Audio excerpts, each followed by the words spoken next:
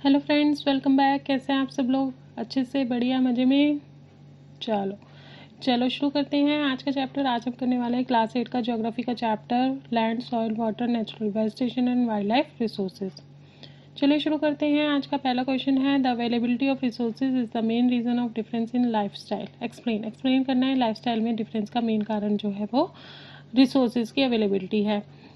ये सही बात है कि रिसोर्सेज की अवेलेबिलिटी जो है वो डेवलपमेंट का या लाइफस्टाइल में चेंज होने का मेन कारण है, क्योंकि availability of resources building blocks of development कहे जाते हैं, जहाँ पर रिसोर्सेज की अवेलेबिलिटी होती है। और जितने अच्छे रिसोर्सेज होते हैं, जितने अच्छे फर्टाइल लैंड होती है, जितनी अच्छी वाटर सप्लाई होती है, वाटर की अवेलेबिलिटी होती है, नेचुरल वेजिटेशन की अवेलेबिलिटी होती है, वहाँ पर लाइफस्टाइल उतना ही अच्छा होता है, ह्यूमन लाइफ उतनी ही इन्फ्लुएंस हुई होती है, और डेवलपमेंट उतना ही अच्छा होता है, तेज़ी से होता है। और जहाँ पर इन सब चीज़ों की कमी होती है, वहाँ पर बैकवर्डनेस होती है, लाइफ मिजरेबल होती है। क्लियर?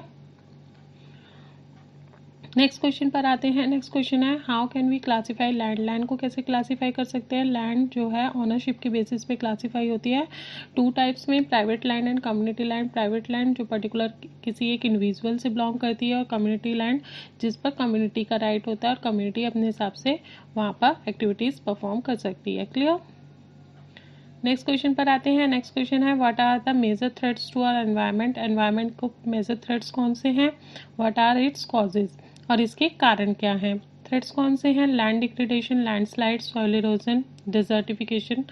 ये जो सब जो हैं एनवायरनमेंट के थ्रेट्स हैं, और इनके कारण क्या हैं? Expansion of agriculture and construction activities. Construction करने के लिए और एग्रीकल्चर एक्टिविटीज़ करने के लिए हम फॉरेस्ट को कट करते हैं, और जिससे कि एनवायरनमेंट को थ्रेट मिलते हैं, लैंडस्लाइड और सॉइल इरोजन होता है, और ये सारे थ्रेट्स क्रिएट होते हैं। क्लियर?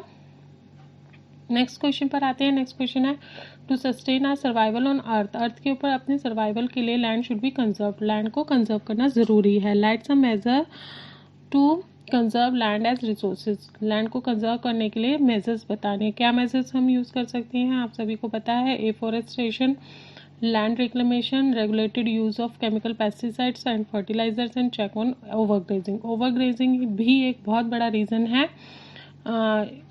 लैंड डिग्रेडेशन के लिए, तो इसको प्रोटेक्ट करने के लिए चेक लगना चाहिए ओवरग्रेजिंग पर, एक रेगुलेशन लगना चाहिए, रेगुलेटेड होना चाहिए ग्रेजिंग भी। क्लियर? तो ज़्यादा से ज़्यादा पेड़ लगाकर और केमिकल पेस्टिसाइड्स और फर्टिलाइजर्स पर चेक लगाकर हम लैंड को कंजर्व कर सकते हैं, लैंड पॉल्यूशन को रोक सकते हैं। क्लियर? नेक्स्ट क्वेश्चन पर आते हैं। नेक्स्ट क्वेश्चन है, right the factors of soil formation. Soil formation के फैक्टर्स बताने हैं। सॉइल कैसे बनता है, उसके क्या फैक्टर्स होते हैं? सॉइल जो बनता है रॉक से बनता है, और सॉइल डिपेंड करता है कि वो पेरेंट रॉक कैसी थी, उसकी पेरेंट रॉक की कॉम्पोजिशन क्या थी, वहाँ का क्लाइमेटिक कंडीशन क्या था, उसमें कौन से मिनरल्स अवेलेबल थे। क्लियर? तो जैसा पेरेंट रॉक होगा, जो कंपोजिशन पेरेंट रॉक की होगी, वही सॉइल की भी होगी। ठीक है? तो पेरेंट रॉक पर डिपेंड करता है कि सॉइल कैसा होगा। क्लियर? नेक्स्ट क्वेश्चन पर आते हैं। नेक्स्ट क्वेश्चन है, name the method use for soil conservation in coastal and dry region. Coastal और ड्राई रीजन में कौन सा मेथड यूज होता है सॉइल कंजर्वेशन के लिए? शेल्टर बेल्ट्स यूज होते हैं। शेल्टर बेल्ट का मतलब है रॉस के अंदर बहुत सारे ट्रीज लगा देना। लाइन लगा के जब हम बहुत सारे पेड़ लगा देते हैं, तो वो एक तरह से बैरियर का काम करते हैं। जब तेज हवाएं चलती हैं, तो वो बैरियर बनकर मिट्टी को उड़ने से रोक देते हैं, और सॉइल को कंजर्व करते हैं। तो शेल्टर बेल्ट्स को वहाँ पर यूज़ किया जाता है। क्लियर? नेक्स्ट क्वेश्चन पर आते हैं। नेक्स्ट क्वेश्चन है, why terrace farming method is advised in hilly areas. Hilly areas में टेरेस फार्मिंग क्यों की जाती है? क्योंकि हिल्स जो होते हैं वो स्लोपी होते हैं, और स्लोप पे क्या होता है कि पानी तेज़ी से बह जाता है, और पानी के बहने के साथ साथ सॉइल इरोजन भी होता है। तो वहाँ पर अगर हम फ्लैट सरफेस प्रोवाइड करा दें और वहाँ पर क्रॉप प्रोडक्शन करें, तो सॉइल इरोजन कम होगा। तो हिली एरियाज़ के अंदर रॉक्स को कट करके फ्लैट सरफेस बनाई जाती है थोड़ी थोड़ी दूरी पर, जिनको कि हम स्टेप्स बोलते हैं। तो उन स्टेप्स के ऊपर फार्मिंग की जाती है, जिसे बोलते हैं terrace farming. Clear? Next question पर आते हैं। नेक्स्ट क्वेश्चन है, water can neither be added nor be subtracted. पानी को हम ना तो ऐड कर सकते हैं और ना ही सब्ट्रैक्ट कर सकते हैं। इट्स वॉल्यूम रिमेन कांस्टेंट, इसका वॉल्यूम हमेशा कांस्टेंट रहता है। Still there is scarcity of water, और फिर भी पानी की कमी कही जाती है। क्यों? एक्चुअली होता क्या है कि पानी का जो वॉल्यूम है वो कांस्टेंट रहता है, उसमें कोई कमी नहीं आती, लेकिन वाटर साइकिल से उसकी फॉर्मेशन में चेंज होता रहता है। वाटर इवेपोरेट होता है, फिर प्रेसिपिटेट होता है, कंडेंस होता है और वापस रेन की फॉर्म में अर्थ के ऊपर आता है। तो ये वाटर साइकिल चलती रहती है और वाटर वॉल्यूम सेम हो जाता है, कांस्टेंट रहता है। लेकिन आज की जो एक्टिविटीज़, ह्यूमन एक्टिविटीज़ हैं, उसके चलते वाटर पॉल्यूट हो रहा है और उस पॉल्यूशन की वजह से कितना सारा पानी वेस्ट हो गया, यूज़लेस हो गया। तो जो पानी यूज़लेस हो गया, पानी का वॉल्यूम तो वही रहा, लेकिन जो यूज़लेस हो गया, जिसको हम यूज़ नहीं कर सकते, वो हमारे लिए कम हो गया, उस पानी को हम यूज़ नहीं कर सकते। और दूसरा, इन एक्टिविटीज़ के चलते वाटर साइकिल में भी डिस्टर्बेंस आ गई।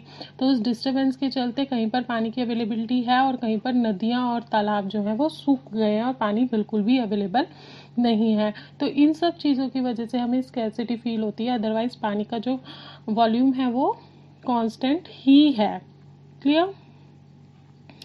नेक्स्ट क्वेश्चन पर आते हैं। नेक्स्ट क्वेश्चन है, vegetation and wild life are valuable resources. Vegetation और वाइल्ड लाइफ जो है वो एक वैल्यूएबल रिसोर्सेज हैं। They are interdependent on each other, और वो एक दूसरे के ऊपर इंटरडिपेंडेंट है। कैसे?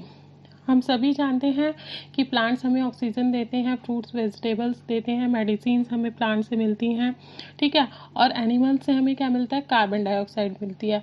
एनिमल्स क्या खाते हैं? प्लांट्स को खाते हैं, प्लांट्स प्रोडक्ट्स को खाते हैं और कार्बन डाइऑक्साइड रिलीज़ करते हैं। और प्लांट्स क्या करते हैं? वो कार्बन डाइऑक्साइड टेक करते हैं, फोटोसिंथेसिस के ड्यूरेशन में वो कार्बन डाइऑक्साइड को यूज़ करते हैं और ऑक्सीजन रिलीज़ करते हैं और हमें ये फ्रूट्स और वेजिटेबल्स प्रोवाइड करते हैं। तो इस तरह से क्या है, ये इंटरडिपेंडेंट है। फिर इसके अंदर इंसेक्ट्स भी आते हैं, बर्ड्स आते हैं, जो कि पॉलिनेशन के लिए हेल्पफुल हो जाते हैं। प्लांट सीड्स को पॉलिनेट करने के लिए हेल्पफुल होते हैं इंसेक्ट्स और बर्ड्स। और एनवायरनमेंट को क्लीन करने के लिए वल्चर्स, जो कि स्केवेंजर का काम करते हैं, डिकम्पोजर्स का काम करते हैं, इंसेक्ट्स भी डिकम्पोजर्स का काम करते हैं। तो इस तरह से जो है वो बैलेंस मेंटेन रहता है, एक दूसरे के ऊपर इंटरडिपेंडेंट रहते हैं। क्लीनिंग के लिए हमें बर्ड्स और इंसेक्ट्स की भी अवेलेबिलिटी चाहिए, वो होनी चाहिए, ताकि एनवायरनमेंट क्लीन रहे।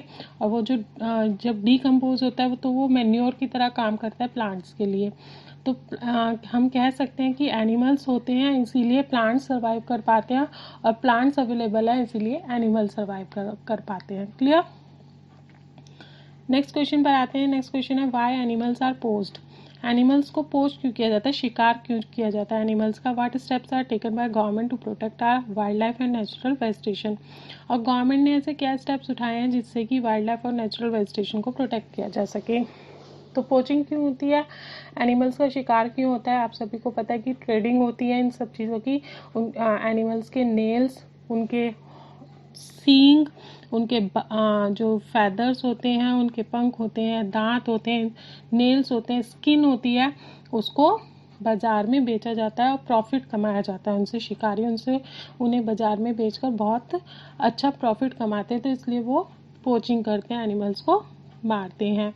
लेकिन गवर्नमेंट ने पोचिंग को रोकने के लिए क्या स्टेप्स उठाए हैं? वाइल्ड लाइफ सेंचुरीज बनाई हैं, नेशनल पार्क्स बनाए हैं, जिससे कि एनिमल्स को प्रोटेक्ट किया जा सके और उनकी स्पीशीज़ को बचाया जा सके, एंडेंजर होने से उन्हें रोका जा सके। और दूसरा क्या स्टेप उठाया? अवेयरनेस प्रोग्राम्स का। अवेयरनेस प्रोग्राम्स को दिखाकर लोगों के अंदर जागरूकता जगाई जा सकती है, जिससे कि पोचिंग को रोका जा सके। क्लियर? आई होप आपको ये सब समझ आ गए होंगे, सारे क्वेश्चन क्लियर हो गए होंगे और ये चैप्टर भी क्लियर हो गया होगा इनके साथ में।